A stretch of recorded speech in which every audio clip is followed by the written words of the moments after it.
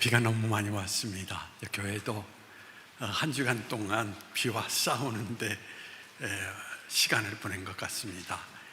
여러분들은 이 비 가운데 어떠하셨는지 염려 가운데에서 기도하고 있었습니다. 그런데 얼마 전까지만 해도 우리는 비가 왔을 때 단비가 내렸다라고 이야기를 했습니다. 그런데 지금은 그 단비를 구준비라고 이야기를 하고 있습니다. 사람은 그 상황에 따라서 이렇게 달라진다라는 이야기인 것입니다.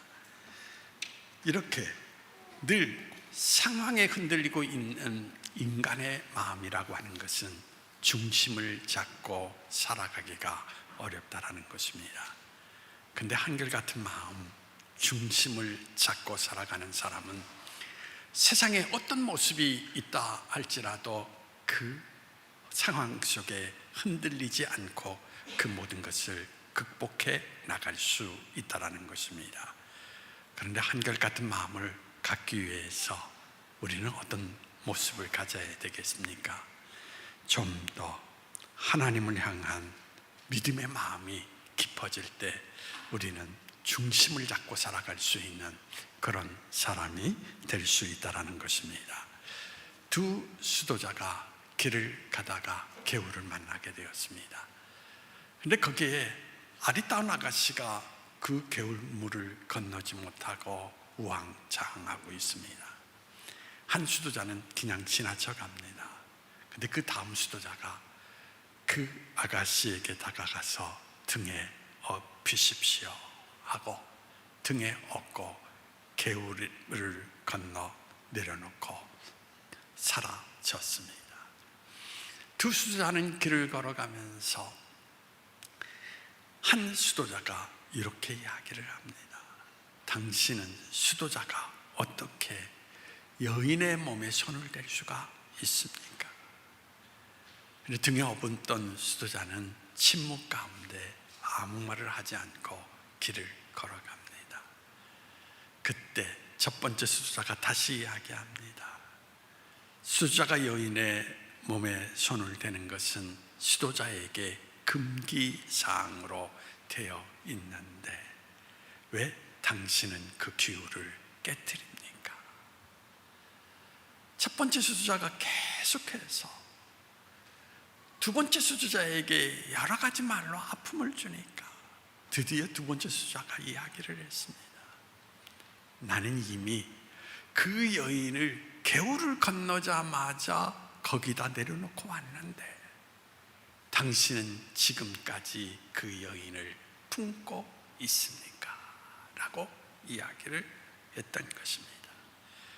그때 첫 번째 수도자는 크게 깨달음을 얻었다라고 이야기를 합니다.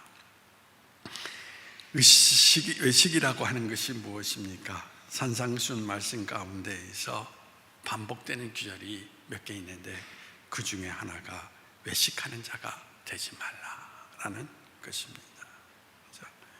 외식이라고 하는 것, 그것과 잘난 체 하는 것은 다르다라는 것입니다. 잘난 체 하는 것은 좀 자기 자신을 과도하게 행동하는 것이지 죄는 아닙니다.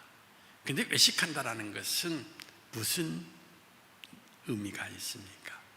거기에는 거짓된 모습이 존재한다라는 것입니다. 그렇죠?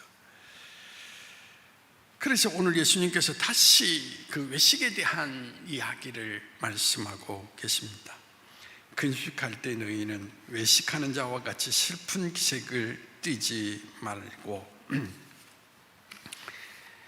그들은 금식하는 것을 사람에게 보이려고 얼굴을 흉하게 하느니라. 내가 진실로 너희에게 이르노니 그들은 자기 상을 이미 받았노라.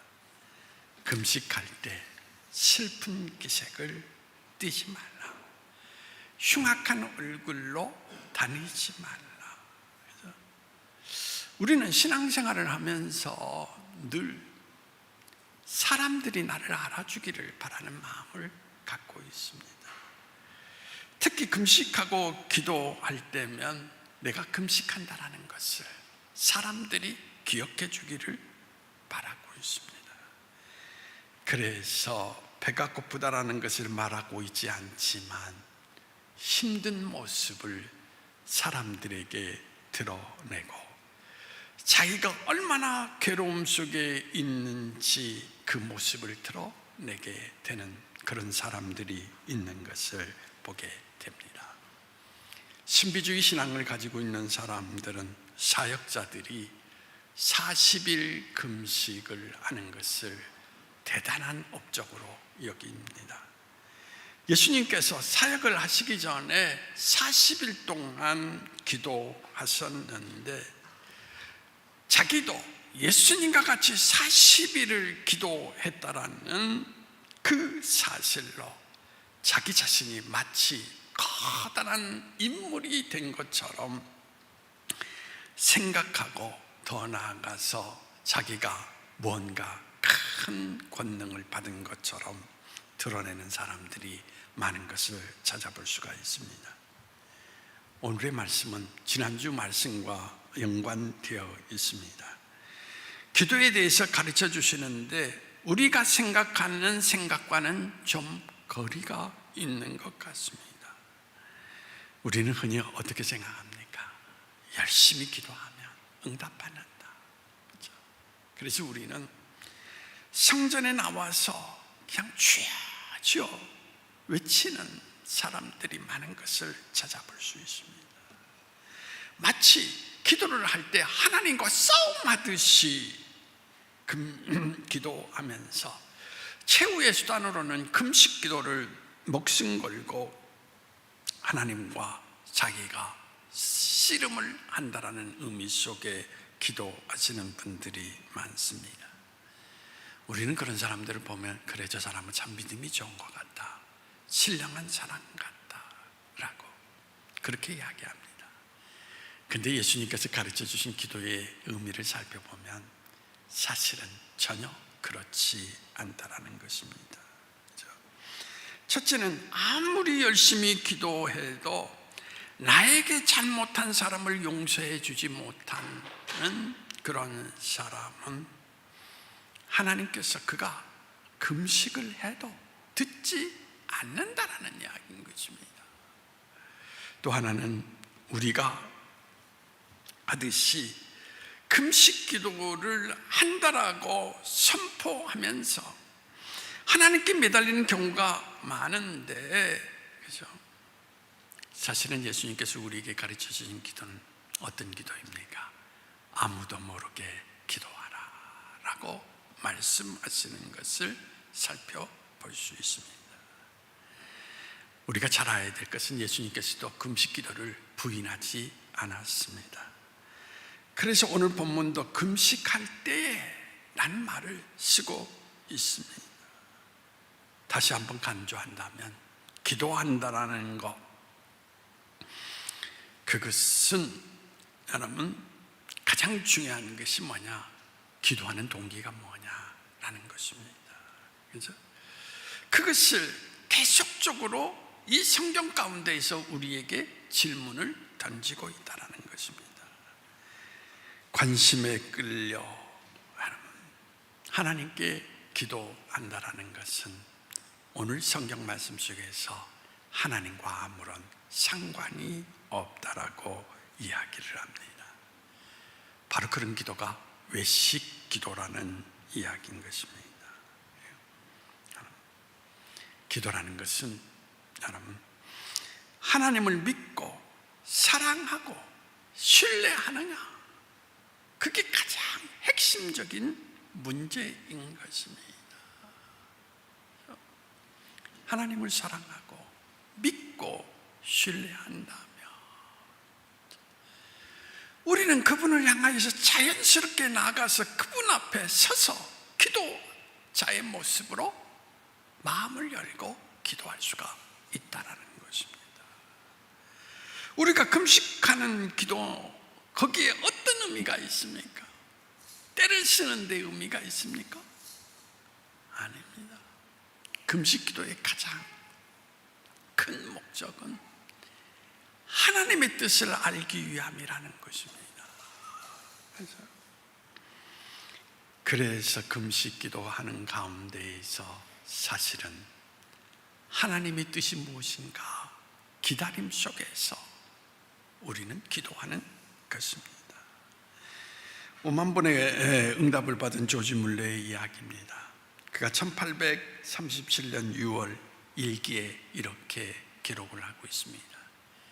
오늘 저녁에 나는 500파운드를 받았다. 내가 그동안 기도했던 간절한 기도가 이루어졌다 라고. 근데 무려 그 기도가 이루어지는 기간이 18개월 10일이라는 시간이 걸렸다라는 것입니다. 그러면서 그는 이렇게 덧붙이고 있습니다. 내가 드리는 기도가 하나님의 뜻이라면 하나님께서 한 번도 나의 기대를 잃어버리지 않고 응답해 주실 것을 나는 믿었다 라고 이야기를 하고 있습니다. 또 1898년 3월 1일 그의 일기에 보면 이렇게 기도를 하고 있습니다. 나는 21개월째 믿음과 인내 속에서 하나님 앞에 기도했다. 그동안 많은 시련을 겪어왔다. 그렇죠? 그러나 하나님께서 오늘 내게 새 힘을 주셨다. 어떤 부인이 세상을 떠나면서 조지 밀러의 고아원에 기탁을 했는데 그 기탁한 그 기금이 법정에 의해서 3년 동안 묶여 있었던 것입니다. 근데 드디어 그 묶였던 그 모든 것들이 해결이 되고 그 돈을 받게 되었다라는 이야기인 것입니다. 그렇죠? 자, 우리가 기도하는데 가장 중요한 것이 뭡니까? 여러분, 가장 중요한 것은 그분의 뜻대로 이루어지는 것입니다. 지난주 제가 들었던 이야기입니다. 가정에 약간의 시련이 있었습니다. 그런데 이 한 생명이 그 시련을 통하여서 이렇게 이야기하는 것입니다. 왜 우리 가정에 이런 시련을 주셨을까? 하나님의 뜻이 뭘까? 기대된다 라고 말합니다. 저는 그 이야기를 들으면서 참 그 사람이 성숙해졌구나. 우리는 늘 그런 생각을 갖고 있지 않습니까? 나의 뜻, 나의 요구 언제 이루어질까? 그런데 여러분, 사실은 기도는 나의 뜻이 아닌 하나님의 뜻이 뭘까? 여러분, 사도 바울이 성경에 보면은 하나님 앞에 자기 건강 문제를 가지고 기도했지 않습니까? 그렇죠? 근데 하나님 앞에 기도했는데 결과가 뭡니까? 하나님이 치유해 주시지 않았습니다. 그렇죠? 근데 거기에 하나님의 뜻이 담겨져 있습니다. 뭐가 있습니까? 네가 하나님의 사람으로서 너무 많은 것을 드러내다 보니까 자고할 수 있다 라고 하면서 좀 더 겸손해서 어떻습니까? 너희의 삶의 중심이 되신 그리스도를 잊지 않고 그 안에 머물러 사는 것이 내게 유익이다 라는 것을 일깨워 주시기 위함이었다라는 것입니다.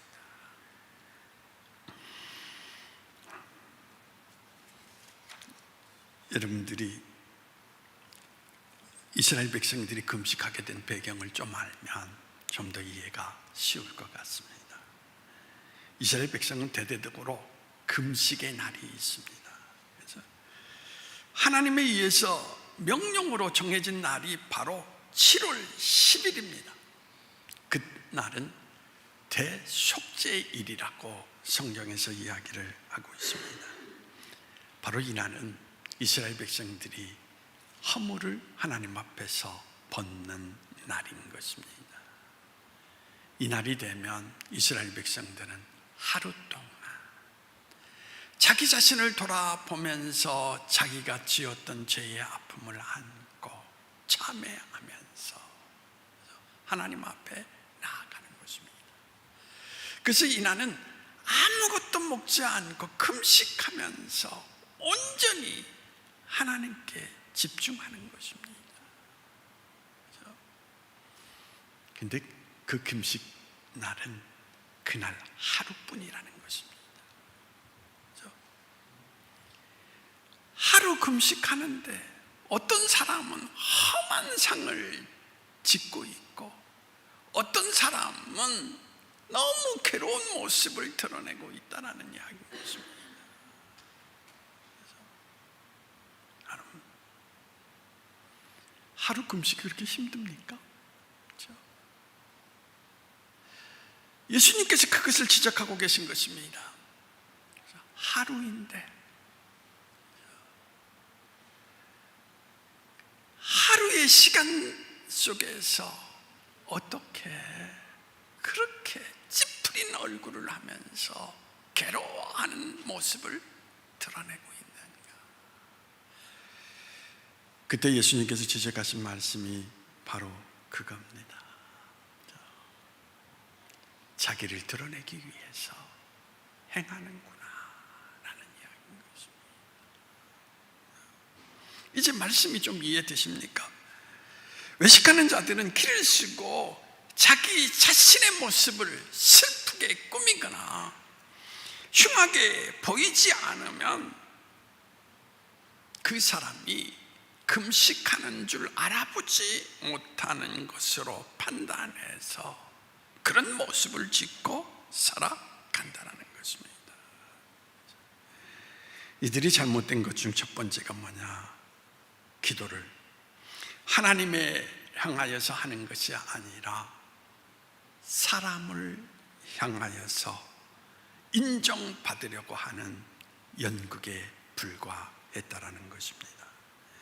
그리고 그들이 사람들의 인정을 받는 순간 오늘 이 성경 속에서 강조하는 것은 너희가 받을 상이 아무것도 없다, 그걸 강조하고 있습니다.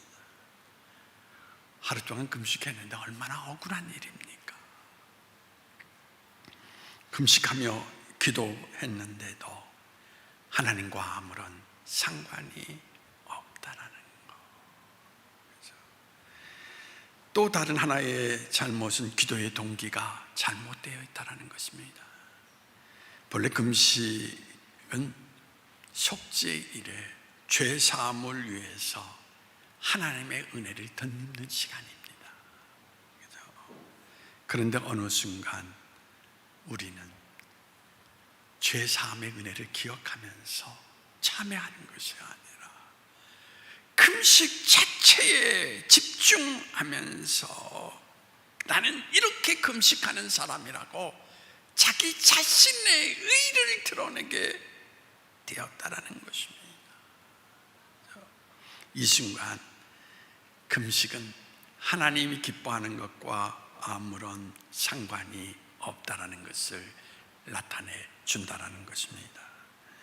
예수님은 인간의 마음을 너무나 잘 아셨습니다. 아무리 의도가 좋아도 하나님을 위해서 시작했다 할지라도 인간 마음속에는 자리 잡고 있는 하나의 욕망이 있는데 자기의 뭔가를 드러내고자 하는 의의 욕망이 담겨져 있다라는 것입니다. 거기에서 벗어나기가 쉽지 않다라는 이야기인 것입니다. 늘 하나님을 일을 하면서 사람들의 인정을 받고 싶은 욕망, 그게 우리 마음속에 자리를 잡고 있다라는 이야기인 것입니다. 그래서 예수님께서 오늘 금식을 이야기하면서 강조하신 것이 머리에 기름을 바르고 얼굴을 씻어라 라고 말씀하고 있는 것입니다. 상상해 보세요. 그죠? 참 재미있지 않습니까? 하루를 금식하면서 얼마나 자기가 거룩한 사람인지 알기 위해서 헬쑥하게 보이려고 일부러 면도도 하지 않고 슬픈 표정을 짓고 있는 모습, 어떻습니까? 단 하루를 금식하면서 이게 바로 인간의 모습이라는 것입니다. 기도하면서도 자신의 의를 드러내고 싶어하는 것 말입니다. 그런데 바리새인들에게 있어서 금식의 동기 자체가 무엇입니까? 자기 자신의 거룩함을 드러내기 위함이라는 것입니다. 자신이 하는 행동과 실제의 목적이 다른 위선적인 모습을 가지고 있다는 것입니다. 나는 이미 사람들에게 상을 받았다. 이 말씀은 진짜 상을 받은 것이 아니라 그들의 행동을 질타하시는 예수님의 뜻이 담겨져 있는 것을 찾아볼 수 있습니다. 금식은 자신의 유익과 남에게 보이기 위한 것이 아니라 하나님을 향한 무엇입니까? 인간의 신앙의 행위라는 것입니다. 이제 오늘 본문 18절에 보면 이는 금식하는 자로 사람에게 보이지 않고 오직 은밀 중에 계신 내 아버지께 보이게 하려 함이라. 은밀 중에 보시는 내 아버지께서 갚으시리라. 우리가 하나님께 기도한다는 거 무엇입니까? 사실은 하나님 앞에 기도한다는 것은 나의 생각, 나의 계획을 내려놓는다라는 것입니다. 그리고 하나님의 뜻을 묻는 것입니다. 왜냐하면 여러분, 이사야서 55장 8절에서 9절 말씀 한번 찾아보시기를 바랍니다.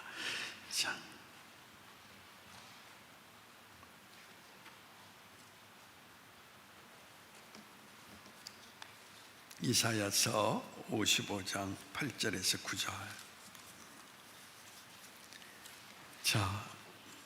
찾으셨습니까? 함께 읽어보시도록 하겠습니다. 이는 내 생각이 너희 생각과 다르며 내 길은 너희 길과 다름이니라. 여호와의 말씀이니라. 이는 하늘이 땅보다 높은 것 같이 내 길은 너희의 길보다 높으며 내 생각은 너희 생각보다 높음이니라. 여러분의 생각과 하나님의 생각이 다르다라는 것입니다. 이번 주에도 한 주간 병원에서 입원한 집사님이 계십니다.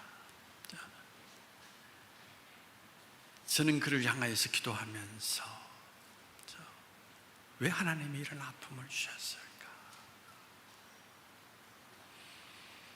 하나님의 계획이 뭘까?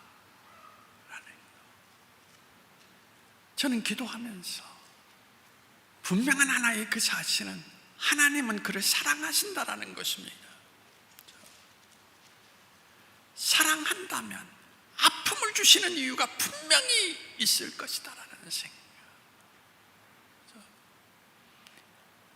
그래서 저는 기도하면서 이제 하나님의 생각, 계획을 그 인생 가운데 드러내 달라라고 기도를 했습니다. 어떤 건축회사에 불평이 많은 유능한 디자이너가 있었습니다. 그 사람이 이제 정년 연령이 되어서 은퇴 시기를 얼마 앞두게 되었습니다. 회사의 사장은 어느 날 그를 불러서 그의 노고를 지하하면서 부탁한다. 마지막으로 나에게 아름다운 집 한 채를 지어줄 수 없겠느냐. 그랬더니 이 사람은 생각하기를 이제 은퇴도 얼마 안 남았는데 마지막 순간까지 나를 부려먹는다라고 불평했습니다. 그래서 사장의 부탁을 받고 대충 집을 지었습니다. 그리고 완공을 했습니다. 사장과 함께 그 집을 가게 되었습니다. 사장이 그를 향해서 이렇게 이야기합니다. 당신이 젊은 날부터 지금까지 우리 회사에 들어와서 많은 수고를 했습니다. 그 수고에 보답하기 위해서 이 집을 당신에게 선물로 드립니다. 여러분, 직원의 생각과 사장의 생각이 너무 다른 것입니다.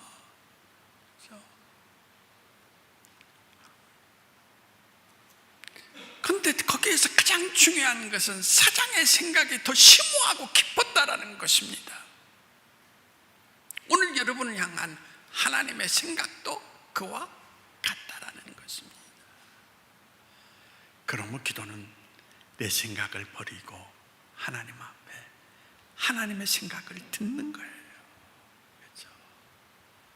그때 우리 삶 가운데에서 놀라운 일이 일어나게 된다는 것입니다. 금식기도 특별히 다른 거 아닙니다.